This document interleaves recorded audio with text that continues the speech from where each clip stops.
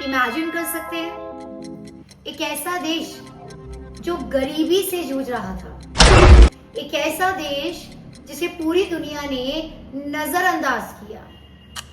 फिर एक दिन रेगिस्तान के नीचे जमीन कांपती है और पूरी दुनिया के होश उड़ जाते हैं।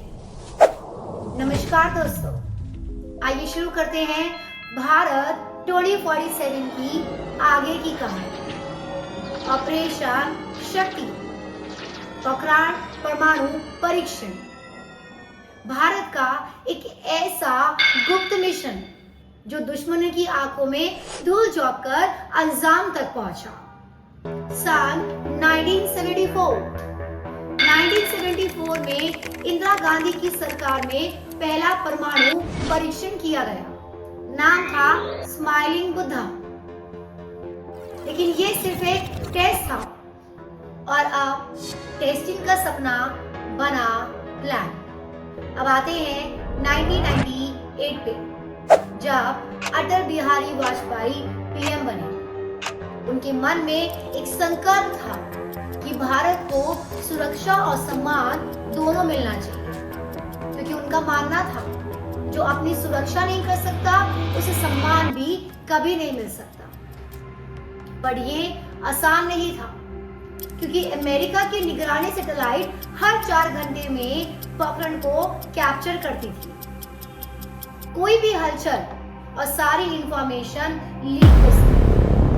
तब डॉक्टर एपीजे अब्दुल कलाम और साइंटिस्ट डॉक्टर आर चिदम्बरम ने मिलकर एक प्लान बनाया जो पूरी दुनिया की आंखों में धूल झोंक गया। और अब शुरू करते हैं ऑपरेशन शक्ति। साइंटिस्ट और आर्मी को सिविलियन बनकर पोखरण भेजा गया, बिना किसी यूनिफॉर्म, साधारण कपड़ों में। सारा सामान भी रात में ले जाया गया और कैमोफ्लेज नेट से ढका गया। दोस्तों, कैमोफ्लेज नेट एक तरीका होता है जिससे आप अपने आप और अपने रिसोर्सेस को छुपा सकते हैं दुश्मनों की नजरों से। जैसे आपने मूवीज में देखा होगा कैसे सोल्जर्स अपने आप को छुपाने के लिए पेड़ पौधे या फिर झाड़ियां या पेंट का यूज करते हैं ताकि दुश्मन से वो छुप पाए। तो दोस्तों, इस मिशन का सारा काम रात में होता था और दिन में होता था सिर्फ और सिर्फ सन्नाटा। इस मिशन की जानकारी सिर्फ कुछ ही मंत्रियों को दी गई थी। जब तक पीएम वाजपेयी कंफर्म नहीं करते थे, इसकी जानकारी किसी को भी नहीं दी जाती थी, क्योंकि जरा सी भी इंफॉर्मेशन लीक, मिशन फेल और शायद युद्ध। और अब वो दिन जब धरती का 11 मई 1998 पोखरण रेत के नीचे 3 परमाणु बम। वाजपेयी जी ने कोड भेजा, बुद्धा हैज स्माइल्ड अगेन, और पूरा देश गूंज उठा।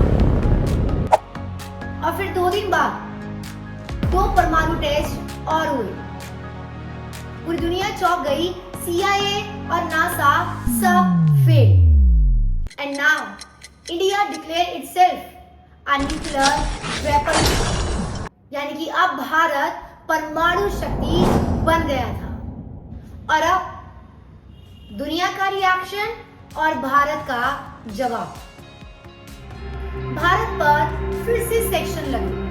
यूएसए नाराज, लेकिन इस बार भारत डर के नहीं बैठा। अटल जी ने सीधे कहा, हम ना किसी से डरते हैं और ना डराते हैं, ये सिर्फ आत्मरक्षा के लिए है। डॉक्टर कलाम सिर्फ उस दिन साइंटिस्ट नहीं थे, वो भारत का वो सम्मान बन गए जो झुकता नहीं, छुपता नहीं, बस चुपचाप ताकतवर बनता है। डॉक्टर कलाम अक्सर ये कहते थे, सपने वो नहीं जो नींद में आते हैं, सपने वो हैं जो नींद आने नहीं देते। 1998 पोखरण में दुनिया को पहली बार लगा कि भारत में सिर्फ सभ्यता नहीं, भारत में शक्ति भी है। और अब हम 2047 की ओर बढ़ रहे हैं। और आज ये सवाल नहीं है हम क्या कर सकते हैं, और आज सवाल ये है हम क्या नहीं कर सकते। आखिर एक देश जिसने चुपचाप रेगिस्तान में दुनिया की नींव हिला दी, और अब वो अंतरिक्ष में क्या क्या कर सकता है। और ये होगी हमारी अगली कहानी, जब हम बताएंगे कैसे एक साइकिल से ले जाया गया रॉकेट आज चंद्रमा को छू रहा है। जब तक लाइक और सब्सक्राइब करते रहिएगा।